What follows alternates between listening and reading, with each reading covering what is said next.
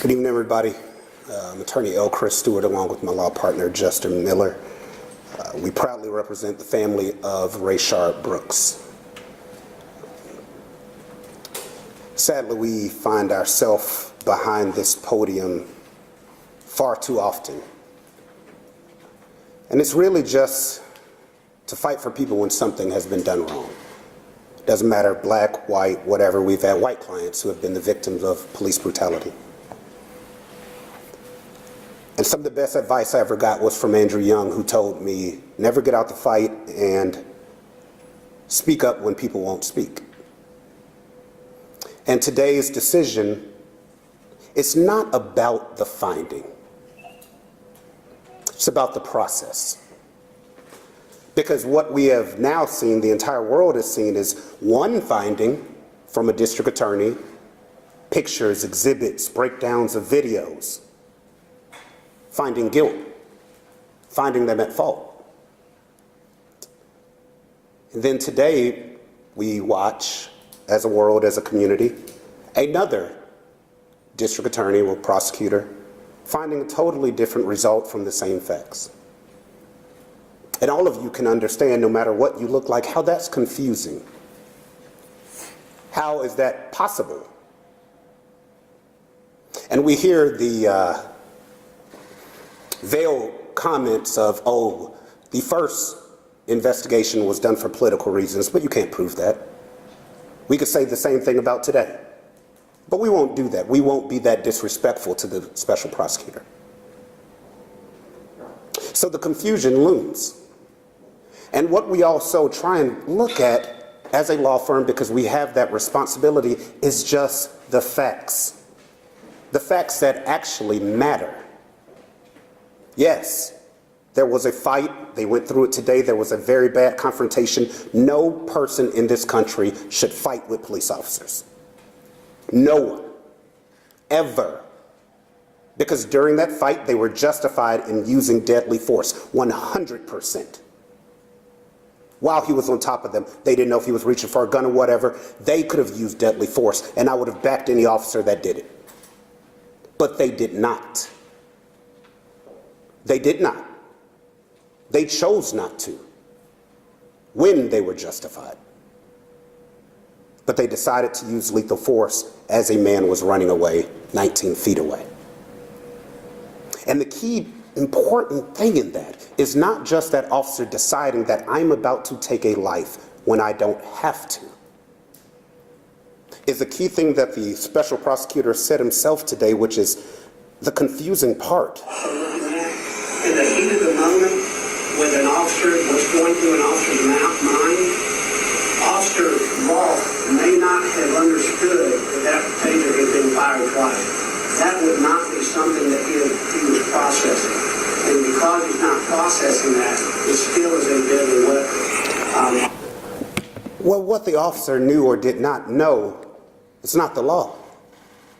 At that point, what the special prosecutor confirmed today is it wasn't a deadly weapon when he was killed.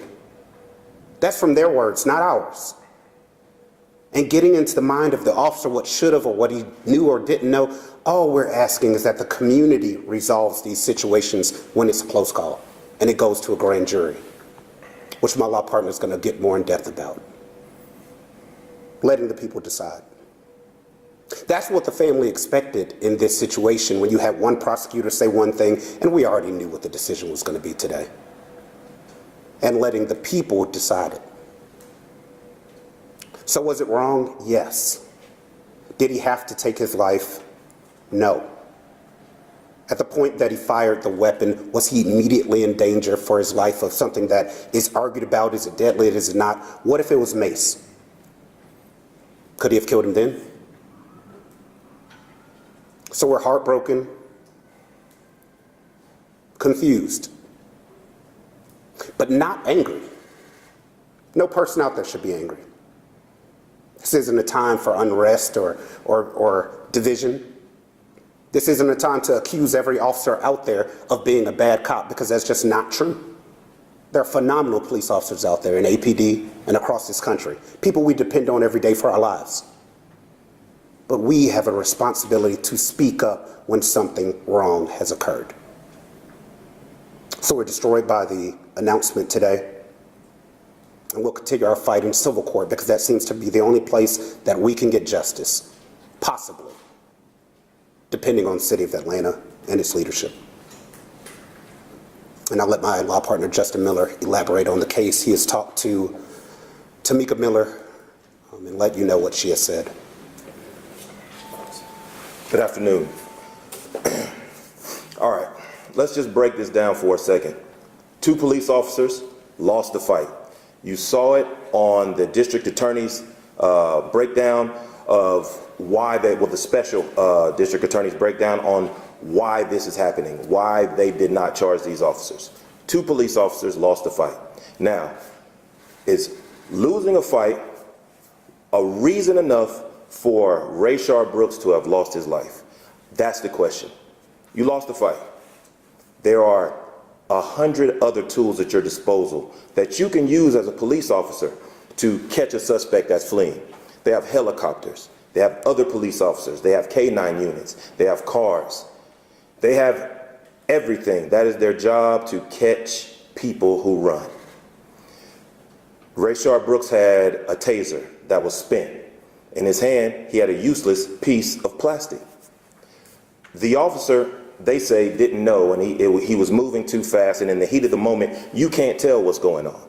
Well, in the heat of the moment, if you can't decide what's going on, you don't need to shoot someone in the back when they're 19 feet in front of you.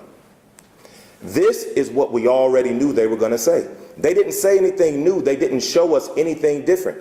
They showed us in detail that he won the fight.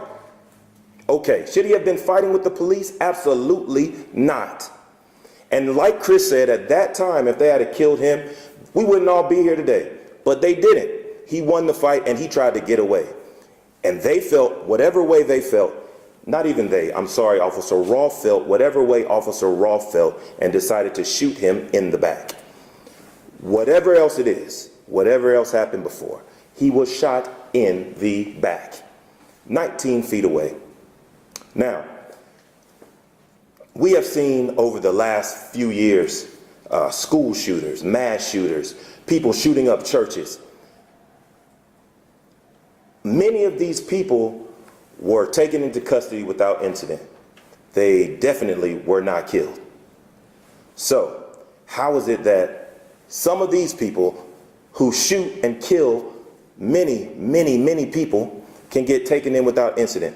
But Rayshard Brooks, who beat up 2 police officers, which is bad, we all know that is bad, who is running down Metropolitan Avenue, they went into his toxicology report. They said he had this in his system and that in his system and that in his system, and we'll talk about that in a second.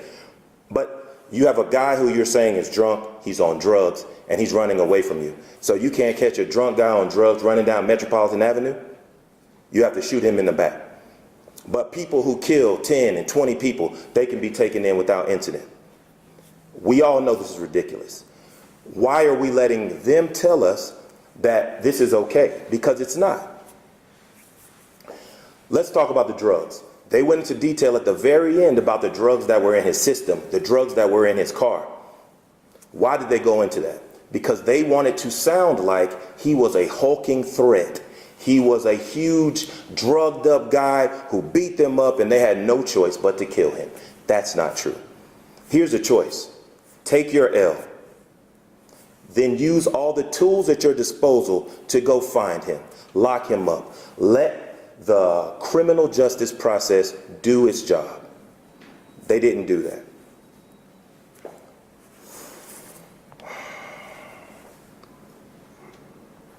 A jury should decide this case. That's the bottom line. Not 6 people who we don't know who they are. They were asked a question earlier. Were there any black people in this decision-making process? Now, the answer to that question surprised me because, not because I didn't know, because there were no black people, but because I didn't know who the other 4 people were.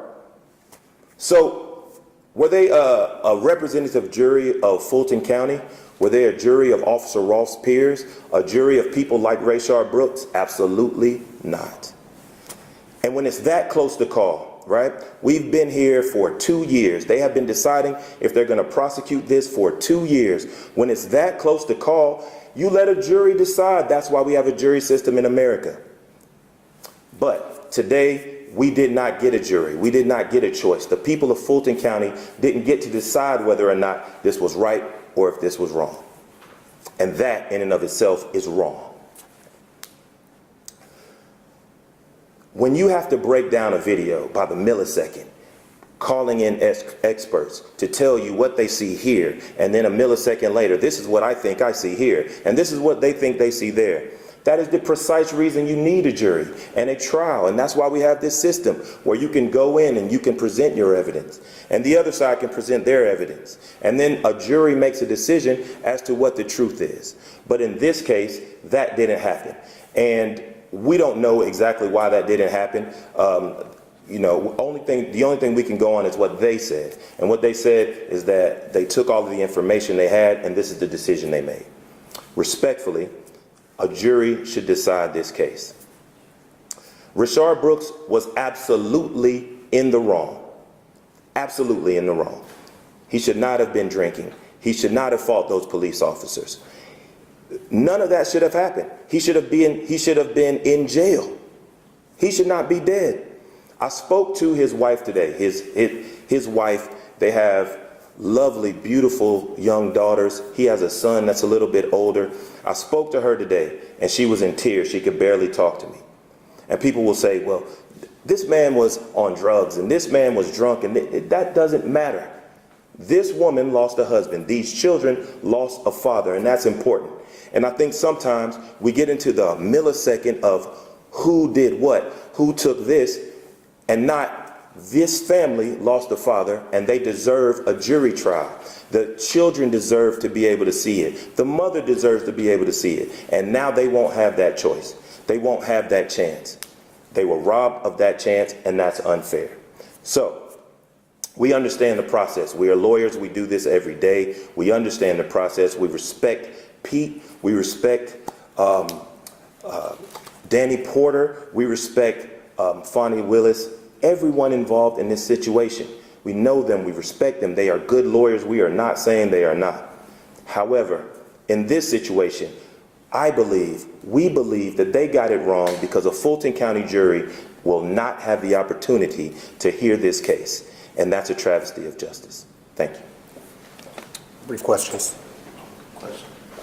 Did the family know ahead of time today that there would be a decision and what the decision was going to be? Were they informed by the? No, they were, as Pete stated, invited to talk to the prosecutor today, an hour beforehand, to discuss, or I guess to hear his findings. And Ms. Miller is not in a condition to hear that. As we were pretty aware of what the findings were going to be. I think everybody kind of was, with the case being the way it's been. And so, no, we weren't aware. And let me say this as well. We tried to find out what this would be, what they would be saying to her, because we didn't want her in a position where she had to hear it the first time like we all heard it the first time. Imagine if that was you. But they wouldn't give us that information. So, you know, today was a really bad day for her. How did she find out? Did she watch the press conference? Did you guys tell her? How was the information relayed to her? I wasn't able to find out because she was not in a condition to talk about that. What would you say to the city of Atlanta tonight? Because we know sometimes things get out of hand and violence occurs. Do you expect that to happen, or what would you say to Atlanta tonight? The same thing we say in every situation. I mean, we've handled Walter Scott, Alton Sterling, George Floyd, Ahmaud Arbery. The list goes on and on. Chase Sherman. I mean, unrest doesn't fix it.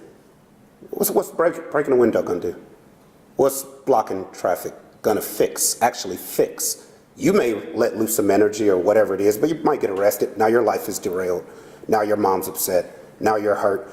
How you fix it is by deciding and making sure that you vote for the right person that's going to uphold justice in situations whenever there's an election, and also making sure your voice is heard. Whenever these situations happen, people are upset. People care about George Floyd. People care about Rayshard Brooks for a little bit, and then you let it go. Or you let yourself get polarized into, anti-cop, pro-black people, anti-black people. What are you doing? Every black person isn't a criminal. Every cop isn't evil.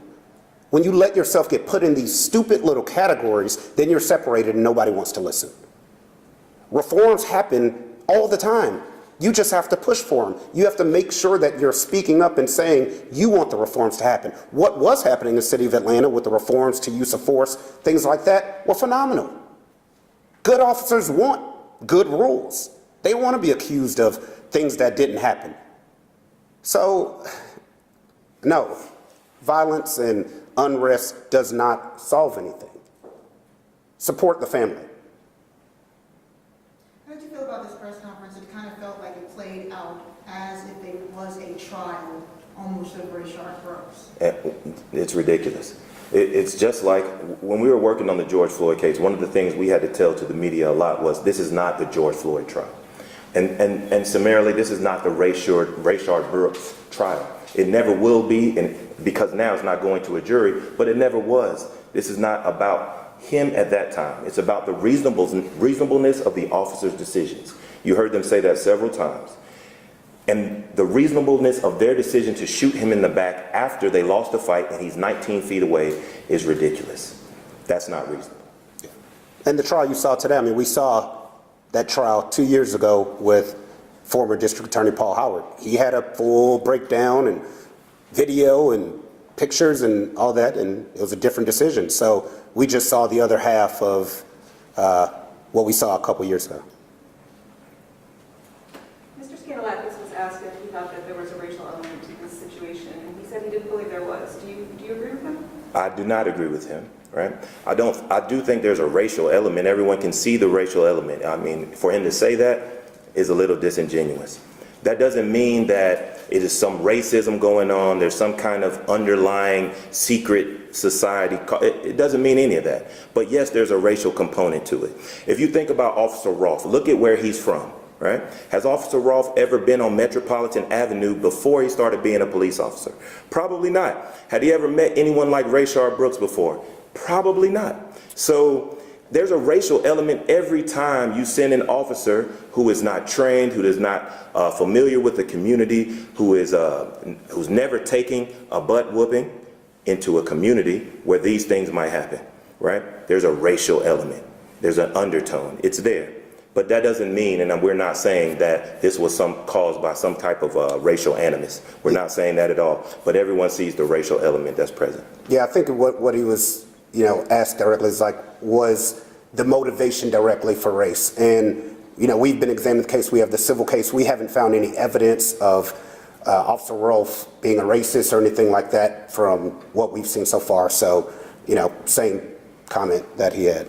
What is the progression of the civil case? Where are you? How is that going to proceed now that this has happened? Well, luckily, the criminal cases and the civil cases are totally different. Different standards, different rules, things of that nature. We've tried to talk to the city multiple times about resolving this situation to no avail. So we'll just keep pushing. And if that actually gets to a jury trial, then people will see the truth. Yeah, this is a good thing. The civil part of it is great because the standard is different. The burden is different. So we're going to get to present our case. Officer Rolfe is going to have to talk.